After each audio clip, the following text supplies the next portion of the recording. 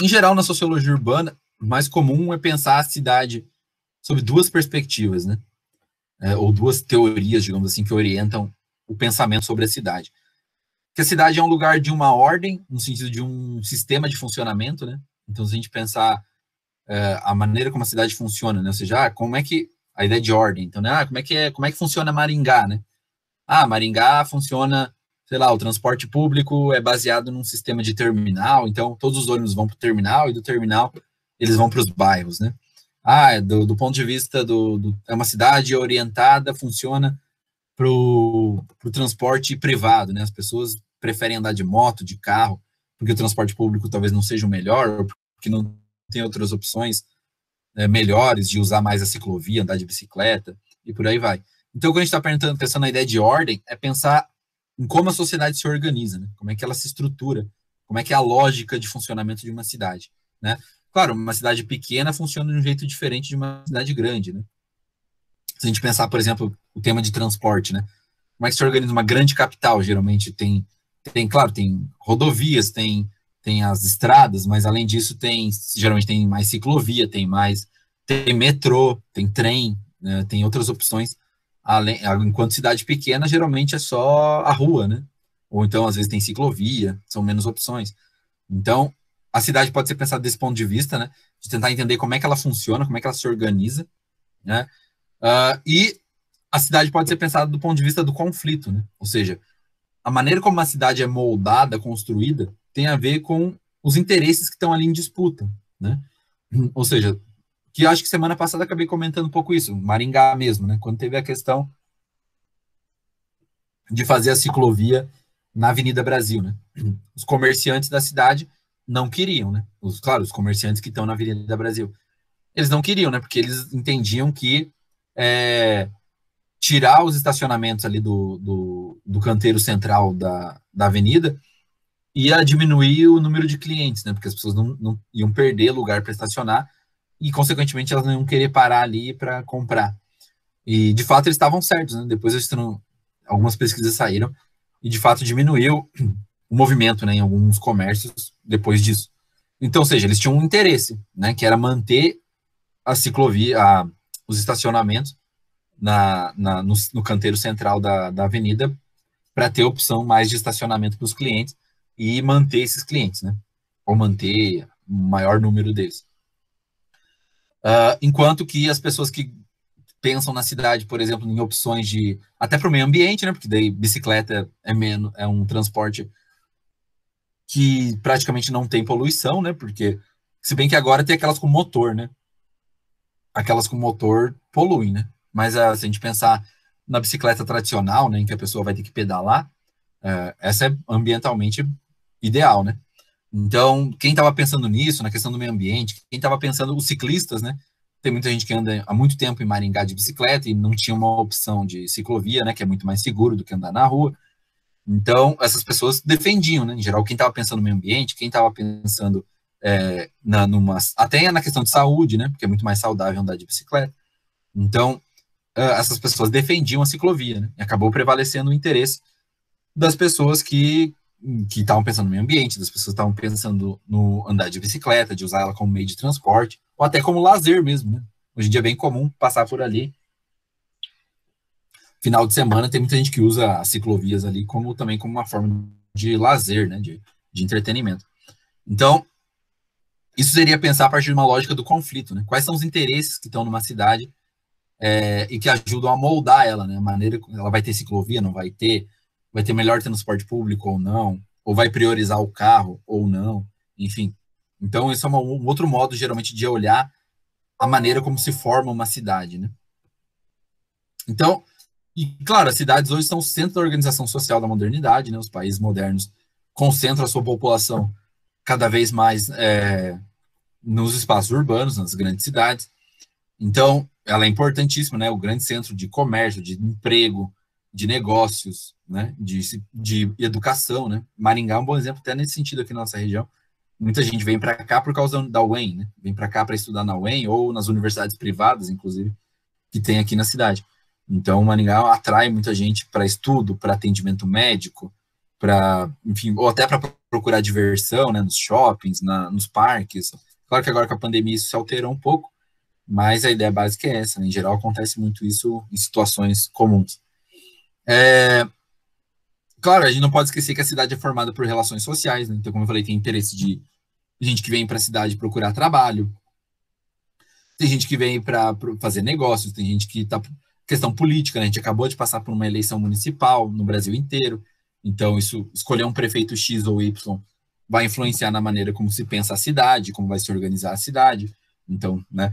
Cultura, essa cultura em cidades grandes, pequenas, médias, é diferente, né? As opções que você vai ter de diversidade de cultura ou menos diversidade, né? O tipo de forma como as pessoas vivem, tudo isso se altera de cidade para cidade, né? Então, a cidade é muito importante em vários aspectos, trabalho, economia, política, cultura. Ela pode ser, claro, uma cidade em geral planejada, né? A ideia de urbanismo, então você vai pensar, organizar uma cidade, como é que você vai pensar ela, como é que você vai distribuir os bairros, de que forma, ela vai ser uma cidade que facilita o acesso de pedestre, de ciclista, de carro, ou não, de transporte público, ou não, enfim, né? Como é que ela vai ser pensada? Ou não, né? Tem cidade, nem toda cidade é planejada, né? Tem cidade que vai simplesmente vai se moldando conforme as pessoas vão chegando, se organizando, enfim. Aqui no Brasil mesmo, né? A ideia das favelas, né? As favelas têm a ver com justamente um pouco com a falta de planejamento urbano, né? De não ter espaço para moradia popular e acabou que a população em várias capitais acabou ocupando zonas que não eram de interesse da elite da cidade, né? Então foram formar as favelas nos morros ou terrenos que não eram naquele momento valorizados. Isso foi feito de forma desenfreada, então muitas vezes sem estrutura urbana, né? De pensar esgoto, saneamento básico, água, né? De pensar recolhimento de lixo, de planejamento de construção de ruas, avenidas e coisas desse tipo. Então, a cidade pode ser pensada, mas nem sempre é, né? Às vezes ela vai ocorrendo uma ocupação desenfreada e que isso traz um monte de problema, né? Como pensar aí, vai desde a organização, às vezes, onde falta o governo, se organiza o crime, né? Tanto é que aqui no Brasil a gente tem a expressão, né, o crime organizado, ou seja, o crime se organizou. A gente pensar a precariedade das instalações urbanas, né? Faltar água, faltar esgoto, faltar recolhimento de lixo, faltar asfaltamento, né? Então tudo isso faz diferença numa cidade.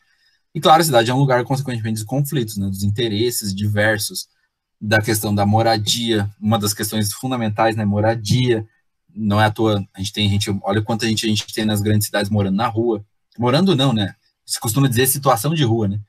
Porque geralmente ninguém escolhe morar, né? Não, vou morar na rua, né? A pessoa está numa situação de rua que pode ter, às vezes, conflitos familiares, ter a ver com o uso de drogas, ou, enfim, ou até a pobreza, né? A pessoa, às vezes, não tem condições de comprar uma casa, não tem condições de alugar, então ela acaba indo parar na rua, né? E aí, geralmente, se fala em situação de rua, né? Porque, em geral, ninguém escolhe morar na rua, né? Você não tá debaixo de um teto, né, quando você tá na rua. Toda a cidade tem problemas, né? Poluição, trânsito, violência. Aliás, violência no Brasil é uma das que geralmente preocupam muito, né, nas grandes cidades. E, consequentemente, precisa pensar em soluções, né? Como é que a gente vai resolver esses problemas? O que é mais viável, né? Que tipo de... Se a gente pensar aqui na nossa cidade, acho que claro, agora o Brasil inteiro está com a questão da pandemia e o mundo inteiro, mas para além disso, né, Maringá recentemente, por exemplo, teve muita discussão sobre creche, né? Falta vaga de creche na cidade, a questão das ciclovias, são coisas aí para se pensar, para se discutir, né? Como é que se organiza uma cidade. Então, pensar uma cidade é uma coisa muito complexa, né? Envolve. Aí, claro, listei algumas coisas, mas a gente poderia até pensar para além disso. Mas isso já é muita coisa, né? Porque esses assuntos, esses tópicos que eu coloquei ali, já daí dá para derivar uma série de assuntos, de questões para a gente pensar sobre os centros urbanos hoje, né? E a questão social. Isso sempre pontuando, né? Isso é uma aula de sociologia urbana. Então, sempre pontuando que a maneira como se molda ou se enxerga as cidades tem a ver com uma relação social, né? Em relações econômicas, políticas, culturais, de como deve ser a cidade, né? Uma das primeiras escolas, digamos assim, né, que começou a estudar as cidades foi a chamada Escola de Chicago, né? Justamente porque é lá nos Estados Unidos, né, na cidade de Chicago, eles começaram a entender como é que funcionava as cidades, né? Na época, Chicago passava por problemas sérios, assim, de violência, né? De uma cidade que, enfim, estava precária a situação lá para se viver. E aí houve um financiamento, né, a partir da Universidade de Chicago, para financiar estudos, né, para tentar entender o que, que se passava na cidade, né, e aí a partir daí começa a desenvolver a primeira, digamos assim, escola, a primeira teoria, os primeiros estudos sobre sociologia urbana, né, para tentar entender como é que funciona uma cidade, por que, que ela tem os problemas que tem, como é que a gente pode resolver esses problemas, né? Então, a sociologia urbana surge de uma necessidade mesmo, né, de tentar entender como é que funcionava uma cidade, quais eram os problemas que ela tinha e como é que a gente podia resolver isso. Então, a primeira escola surgiu lá nos Estados Unidos, a chamada Escola de Chicago, né? Então, a primeira ideia básica deles é tentar entender como é que eram as relações entre as pessoas, entre os grupos da cidade, e a influência que isso tinha no impacto do ambiente, né, da cidade. Então, tentar entender como é que as relações entre os grupos, entre as pessoas, ajudam a formar o ambiente da cidade, né? A gente pode pensar, por exemplo, uma coisa que é fácil de entender, de repente, a questão da riqueza ou da pobreza numa cidade, né? Geralmente, as cidades acabam divididas, né?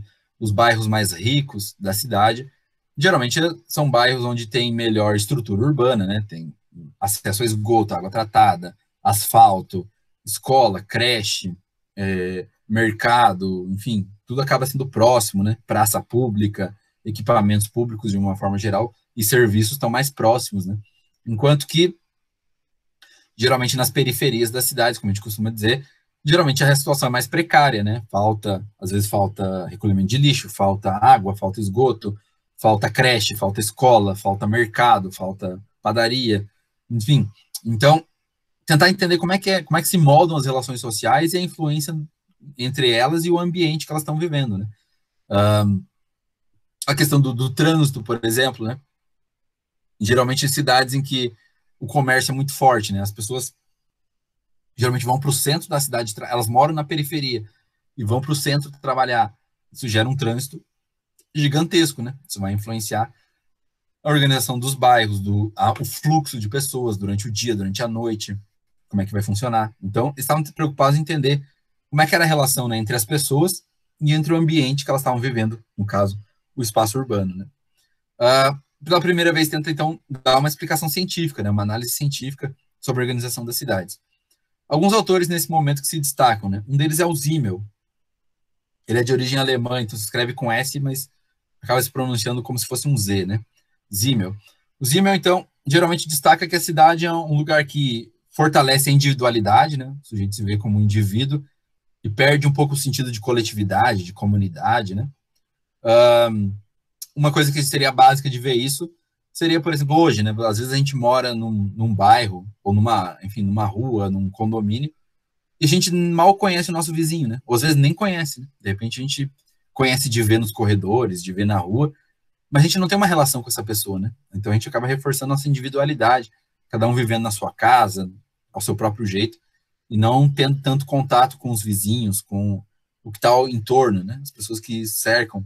Então a nossa vida na cidade, segundo ele, uma coisa que ele pôde perceber é que viver no espaço urbano reforça a nossa individualidade, né? Viver de forma individual, sem se relacionar muito com as pessoas, em grandes comunidades. Uma interdependência, né? Ou seja, isso é uma coisa interessante, se a gente lembrar lá no primeiro ano, um autor que falava de interdependência, né, nas sociedades modernas era o Durkheim, né? Com a ideia de divisão do trabalho. O Zimmel também diz que isso existe, ou seja, apesar da gente viver de um modo mais individualista, hoje em dia, nos grandes centros urbanos, a gente ainda, mas por outro lado, a gente é muito dependente das pessoas, né?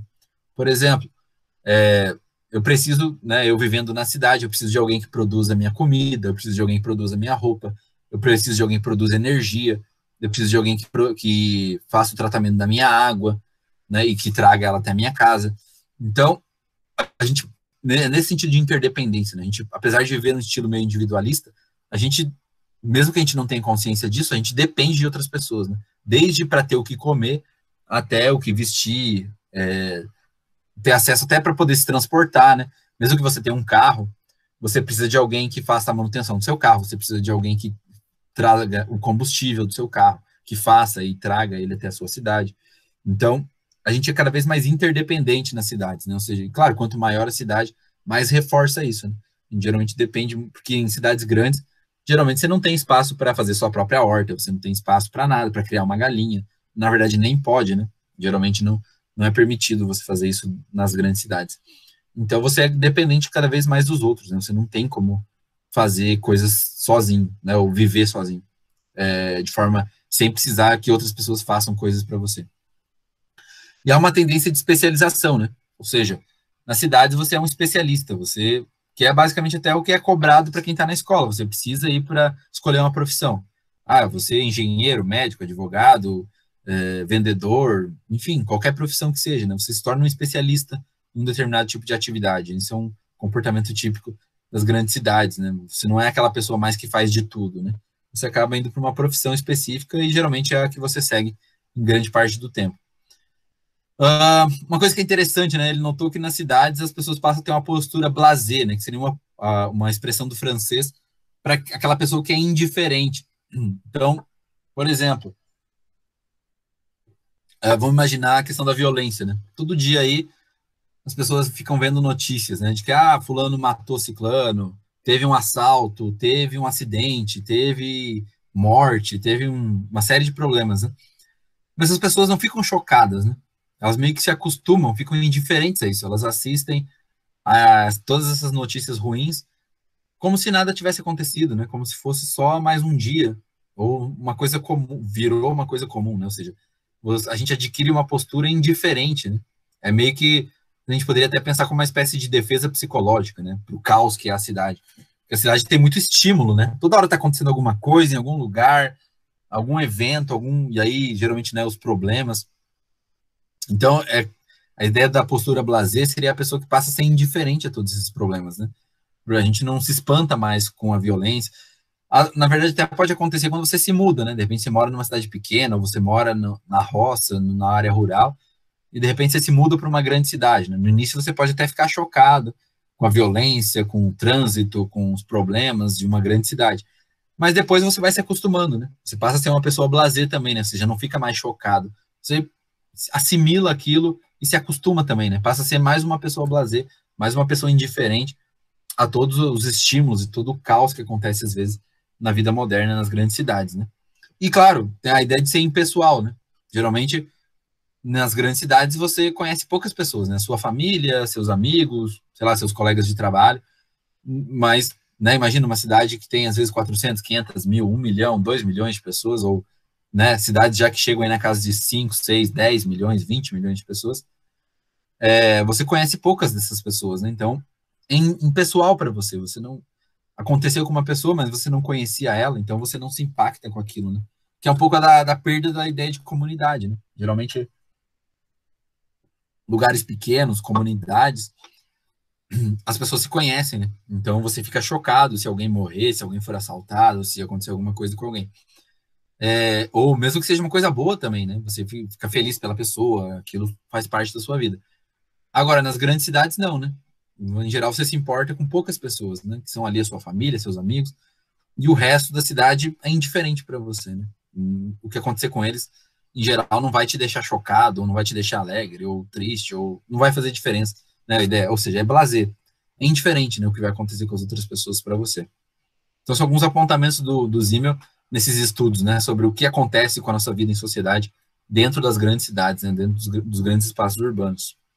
O outro autor dessa é o Pearson, né? Também estudando um pouco sobre as cidades, ele criou uma diferenciação, né? Segundo ele, existem comunidades que seriam lugares pequenos, né? E marcado pela pessoalidade, que é aquela coisa de que você conhece as pessoas. Isso é muito comum ainda em alguns bairros ou cidades pequenas também.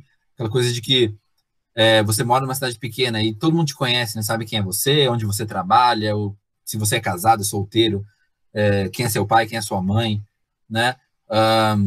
Tem até um meme, né, que se repercutiu um tempo atrás, que era cidade pequenas não perguntam seu nome, né? Perguntam você é filho de quem, né? Porque as pessoas se conhecem. Então, é uma lógica diferente, né? É pessoal, as pessoas te chamam pelo nome, elas sabem quem é você, o que você faz da sua vida, né? E existiriam as sociedades, ou seja, que seriam os grandes centros urbanos, onde o indivíduo é mais livre, ou seja, ninguém te conhece, né? Você vai para uma cidade, mesmo Maringá, né? Maringá ainda é uma cidade que já está com 430, mais ou menos, mil habitantes, segundo as últimas estimativas aí do IBGE. É uma cidade já com um porte grande, então em geral, o que você faz não vai fazer muita diferença. Poucas pessoas te conhecem na cidade, né? Então você é só mais um, né? Não tem mais essa ligação, né, de comunidade entre as pessoas, né? Porque você não tem como conhecer todo mundo, você geralmente fica limitado o seu círculo, né, de convivência, a sua família, seus colegas, coisas desse tipo, né? Então as grandes cidades seriam as sociedades, né? Onde os grandes centros urbanos, onde você tem maior liberdade individual porque você não conhece as pessoas e elas não te conhecem, né? Então as coisas ficam mais tranquilas nesse sentido. Claro que isso pode ser visto do lado positivo, mas claro, a gente também pode pensar no lado negativo, né? De fragilizar, digamos assim, os laços, né, entre as pessoas de uma determinada sociedade. Então é interessante pensar essas observações, né, da escola de Chicago aí, tentando entender as consequências, né, da vida nos grandes centros urbanos, porque a gente vive até hoje, né? Isso é claramente um processo que ainda está bastante presente na nossa vida. Uma outra coisa que é interessante, né, eles surgiram com a ideia de que as cidades se organizam em círculos concêntricos, né? Ou seja, você tem regiões das cidades ali, por exemplo, o anel 1, anel 2, zona 3, 4, 5, 6, 7, enfim. Você tem regiões nas cidades que se especializam em algumas coisas, né? Então, por exemplo, né, se a gente pensar nas cidades brasileiras, né? Geralmente o centro da cidade, você tem ali o comércio, né? Geralmente o comércio está no centro da cidade. Aí depois, perto do comércio ali, você vai ter os bairros mais ricos, né? Geralmente mais próximos do centro. São os bairros de classe média alta, as pessoas que têm mais dinheiro, os ricos e a classe média mais alta. E no Brasil, depois, conforme você vai indo mais para a periferia das cidades, né? Você vai se afastando do centro da cidade, né? Do núcleo da cidade. Geralmente vai vindo os bairros de periferia, né? Onde moram as pessoas mais pobres, que têm menos renda, geralmente vão morando nesses lugares. Então é uma lógica de organização das cidades, né? Que teriam a partir dessa lógica do círculo. Você tem um núcleo ali, o centro da cidade, geralmente a área comercial, e depois, conforme você vai se distanciando desse centro, geralmente as pessoas mais pobres vão morando mais longe do centro. Isso pensando na lógica do Brasil, né? Porque lá nos Estados Unidos, na época, ou até hoje, tem uma lógica um pouco diferente, né? Nos Estados Unidos, por exemplo, as pessoas mais ricas geralmente morariam nos subúrbios, né? Seriam as regiões mais afastadas do centro. Aqui no Brasil, embora isso tenha vindo aqui recentemente, né? Maringá mesmo, a gente tem vários condomínios hoje que são bem afastados da cidade, do centro, e que são de classe média alta, de pessoas ricas, né? Mas a tendência no Brasil, em geral, é que os mais ricos morem mais próximos do centro, né? Nos Estados Unidos, eles observavam que era um pouco diferente. Lá, geralmente, os mais ricos iam morar nos subúrbios, né? Mais afastados da correria da cidade, né? Do trânsito, dos problemas do centro urbano. Então é interessante a gente reparar nisso, né? Que as cidades então vão organizando espaços também, né? Então tem o lugar do comércio, tem o lugar das fábricas, tem o lugar dos ricos, tem o lugar dos pobres, enfim, a cidade vai se diversificando, vai se modificando conforme certas regiões, vai se concentrando em certas regiões. Né? Então eles criaram essa ideia do círculo, né? Você tem um espaço e aí cada círculo que vai formando ao redor do núcleo geralmente é concentrado por um tipo de atividade, seja ou um tipo de moradia específico, né? Então é interessante observar, isso faz sentido até hoje, né? A gente pensar que as cidades se organizam em espaços diferentes. Claro que não necessariamente num círculo, né? Mas é só para assimilar a ideia, né? De como se cada círculo fosse representar um espaço diferente da cidade, né? Um espaço do comércio, um espaço da indústria, um espaço dos pobres, um espaço dos ricos, e por aí vai. Isso, em geral, é uma marca interessante, né, nas cidades modernas. Geralmente elas são segregadas, né? Então, tem o espaço do rico, do pobre, tem o espaço do comércio, tem o espaço da fábrica, tem o espaço, enfim, de cada lugar, né? Elas são pensadas de forma fragmentada. Por outro lado, geralmente a chamada nova sociologia urbana, né? Que aí vem de origem europeia, principalmente na França, eles pensavam a cidade mais no sentido de um espaço formado pelo conflito, né? Então, as cidades, porque primeiro passo a pensar que as cidades modernas são formadas na lógica do capitalismo, que é a lógica do lucro, né? Então, geralmente, os espaços urbanos são pensados na lógica de dar lucro, né? O que dá lucro, né? Construir, que tipo de construção vai valorizar, vai dar mais lucro, vai atrair mais negócios, mais investimentos para uma cidade, né? Então, esse seria o primeiro ponto a se pensar. Há um interesse específico na cidade, que é o interesse de tornar ela um produto, né? Uma coisa que pode ser comercializada. E, por outro lado, há um interesse, então, do mercado, né? Da lógica do capitalismo de ganhar lucro. E há também a ideia do papel do Estado, né? Ou seja, do governo, digamos assim, né? Ou seja, que geralmente é a ideia de ofertar equipamentos e serviços, né? Como educação, saúde, segurança para as pessoas, fazer asfaltamento, fazer obras na cidade, que ao mesmo tempo seriam serviços básicos, assim, para garantir a reprodução das pessoas, né? E ao mesmo tempo se preocupar com a garantia do lucro. Que é um pouco até do que a gente está vivendo agora com a pandemia, talvez seja bem fácil visualizar isso. Muitas cidades estão relutando, por exemplo, mesmo sabendo que se você permitir as pessoas circularem pelos ambientes, você vai facilitar a proliferação, a contaminação do vírus, mas pensando nos lucros, né, as cidades têm enfrentado resistência em fechar o comércio, em fechar os bares, em fechar os lugares públicos, né? Ou seja, porque tem aí um conflito, né? Pensar, tem o vírus, mas ao mesmo tempo estão preocupados com a ideia dos empregos, estão preocupados com a ideia do lucro dos empresários e não fechar tudo, né? Então, a gente vê bem claramente esses conflitos se colocando agora nesse momento que a gente está vivendo, né? De conflitos entre um interesse que muitos colocam, né? Como se fosse uma dicotomia. Ou seja, de um lado o lucro e o trabalho e do outro lado a saúde, né? Como se fosse uma coisa oposta, né? Como se não fosse possível pensar em conciliar essas duas coisas, garantir a saúde das pessoas e, ao mesmo tempo, garantir a sobrevivência delas, né?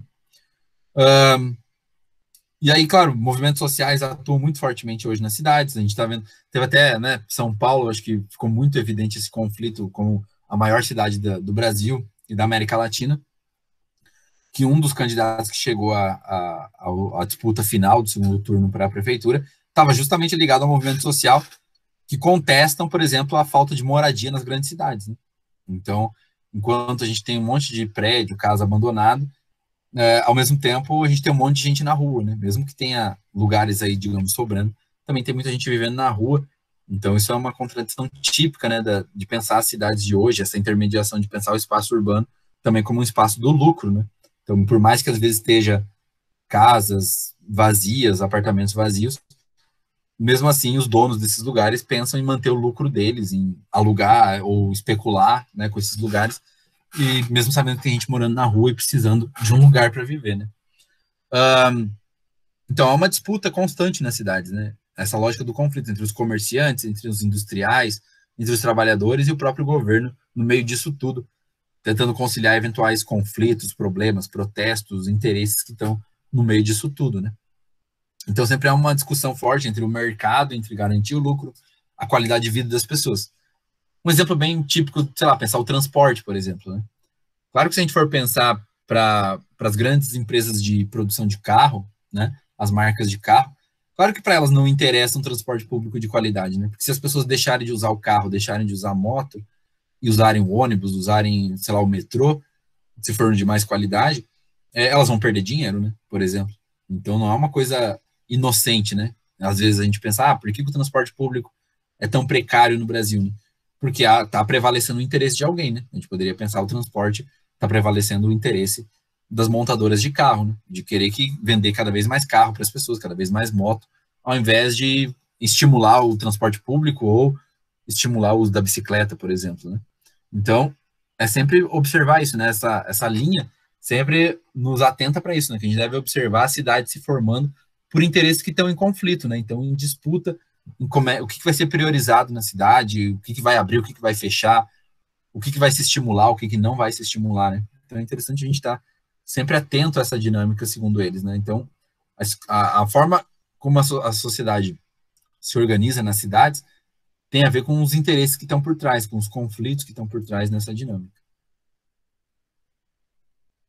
E aí, para fechar, eu fiz ali um pequeno esqueminha, né? Se a gente fosse pensar a ideia de que há um conflito entre o mercado, o interesse dos lucros na cidade, e os interesses da sociedade civil, né? Enquanto o mercado, né, as empresas, digamos assim, vamos resumir essa ideia de mercado na ideia das empresas, né, os empresários da cidade. Eles estão preocupados em transformar a cidade numa mercadoria, né? Em fazer gestão de negócios, o que vai trazer mais dinheiro, mais lucro para esse setor, né? Para os negócios da cidade. Enquanto que a sociedade civil tende a pensar, por exemplo, no uso público e democrático desses espaços, né? Um exemplo que eu acho que há alguns anos atrás teve uma discussão aqui em Maringá, que talvez deixe isso bem claro, queriam privatizar o Parque do Ingá, né? A ideia seria, por exemplo, cobrar por serviço. Quer dizer, em parte isso aconteceu, né? Porque tinha serviços lá dentro do Parque do Ingá que eram cobrados, né? De andar de pedalinho, coisa desse tipo, né?